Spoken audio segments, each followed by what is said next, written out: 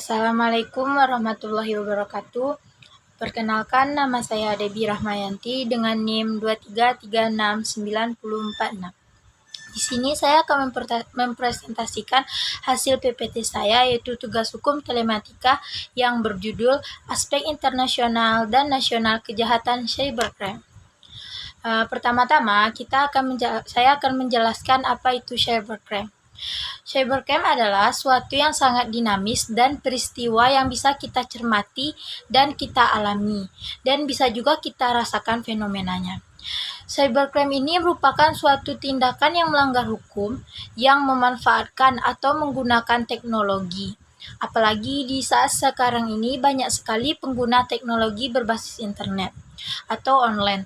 Apabila semakin meningkatnya penggunaan internet, maka semakin meningkat pula peluang kejahatan cybercrime ini. Kejahatan cybercrime ini mencakup berbagai kegiatan yang melibatkan pelanggaran hukum dan eksploitasi teknologi informasi yang bertujuan sangat jahat. Jadi, apabila semakin meningkatnya penggunaan internet, informasi, teknologi, maka semakin besar juga kesempatan kejahatan cybercrime ini. Yang kedua yaitu ciri-ciri dari cybercrime ini. Terdapat tiga ciri-ciri. Yang pertama, cybercrime ini tidak terdapat fisikal atau geophysical boundariesnya, yaitu tidak ada kontak fisiknya, jadi hanya melalui teknologi dan internet. Yang kedua, cybercrime ini bisa dilakukan dengan sangat mudah atau bisa disebut dengan low effort, yang memiliki kekhasan yang tidak sama dengan kejahatan lainnya, karena ini tidak memerlukan effort yang sangat besar, hanya perlu mengotak-atik sebuah internet atau komputer. Yang ketiga, cybercrime ini daya jangkaunya dan kejahatannya lebih luas daripada kejahatan yang biasa. Yang juga dampak dari kejahatan cybercrime ini lebih luas dan besar, serta kerugian yang ditimbulkan oleh korban lebih besar daripada kejahatan yang biasanya. Dan dari sisi pelaku, keuntungannya sangatlah besar. Dan mengapa cybercrime ini menjadi penting? Karena orang bisa dengan sangat mudah tergoda melakukan kejahatan cybercrime ini daripada melakukan kejahatan yang biasa. Karena kejahatan cybercrime ini sangat mudah, tidak memerlukan effort yang sangat besar, tidak memerlukan kontak fisik. Pembahasan selanjutnya kita memasuki pada jenis-jenis cybercrime. Cybercrime ini terbagi atas dua. Yang pertama, cyber independent crime. Cyber independent crime ini kejahatan yang hanya bisa dilakukan di komputer atau bentuk lainnya dari teknologi.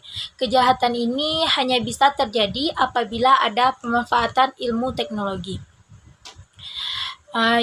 Yang bisa kita menjadi contoh yaitu seperti malware, hacking, hacker. Yang kedua yaitu cyber enabled crime. Jenis yang kedua ini hanya sebuah kejahatan biasa, namun difasilitasi dengan internet. Contohnya seperti penyebaran konten pornografi. Pornografi kan merupakan sebuah kejahatan yang hanya biasa, sederhana, namun difasilitasi. Dan ada juga teori yang membagi dalam tiga jenis, namun tiga jenis cybercrime yang dibagi dalam teori ini masih berbasis komputer. Yang pertama, komputer dan jaringan. Komputer dan jaringan ini dijadikan sebagai market, alat jual beli. Yang kedua, komputer dan jaringan. Komputer dan jaringan ini dijadikan sebagai alat. Yang ketiga, komputer destroying device. Baiklah, kita lanjut ke materi selanjutnya, yaitu setelah kita membaca apa itu cybercrime, ciri-cirinya, jenisnya, pasti kita bertanya-tanya, mengapa negara perlu mengatur cybercrime ini? Yang pertama tuh karena penggunaan teknologi yang meningkat. Yang kedua, angka kejahatan yang tinggi. Maka dari itu kejahatannya juga apabila penggunaan teknologi ini semakin meningkat, maka kejahatannya juga akan semakin mudah, tinggi, dan sifatnya borderless ini yang kemudian menjadikan kejahatan siber ini sangat sulit untuk ditegakkan kalau tidak ada kerjasama antar negara. Jadi kejahatan siber ini apabila tidak ada kerjasama antar negara satu dengan negara yang lainnya, maka akan sulit untuk ditegakkan atau seperti berantas itu sangat sulit. Kejahatan ini juga bersifat internasional yang bisa saja dilakukan oleh orang dari berbagai negara. Misalnya, kita yang memiliki m-banking dari negara Indonesia bisa juga dibobol oleh negara lain yang bukan address-nya dari negara kita. Jadi ini kejahatan cybercrime ini sangat bersifat internasional. Jadi, setiap negara itu harus menerapkan adanya peraturan cyber ini. Negara yang tidak mempunyai peraturan cybercrime akan menjadi cybercrime safe haven. Cybercrime safe haven ini yang memiliki arti negara-negara ini akan menjadi basis orang-orang untuk berbuat kejahatan. Karena mereka tahu di negaranya itu tidak ada hukum yang akan menjangkau mereka karena telah melakukan kejahatan cyber ini. Karena negara itu juga tidak ada pengaturan tentang cyber ini. Jadi, mengapa peraturan negara sangat perlu mengatur tentang cybercrime ini? Ya karena hal tersebut. Jadi, apabila negara tidak ada memiliki aturan tentang cybercrime akan menjadi cybercrime safe haven. Cybercrime ini juga termasuk salah satu permasalahan yang sangat urgensi di setiap negara. Jadi setiap negara tersebut harus memiliki peraturan tentang cybercrime. Baiklah, materi selanjutnya yaitu tentang tujuan Konvensi Budapest. Yang pertama itu membangun kebijakan kriminal yang sama untuk melindungi masyarakat dari ancaman cybercrime. Jadi ini kita tuh harus membangun kebijakan yang sama untuk melindungi masyarakat di dalam suatu negara dari ancaman kejahatan cybercrime ini. Yang kedua, mendorong kerjasama antar negara. Yang ketiga, kerjasama antar negara industri swasta dalam memberantas cybercrime untuk melindungi kepentingan yang sah dan perkembangan teknologi informasi.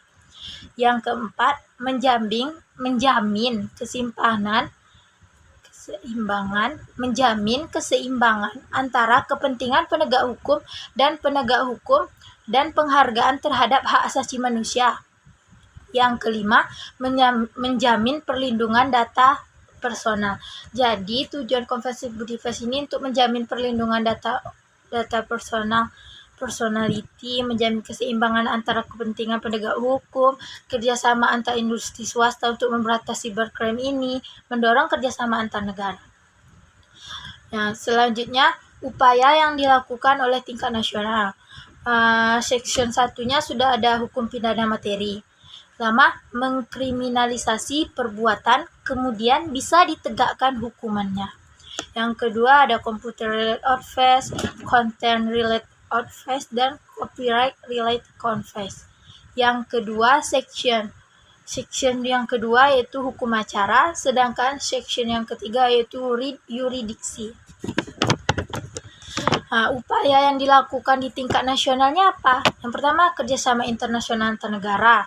Yang section 1-nya ada ketentuan umum dan section 2-nya ada ketentuan khusus.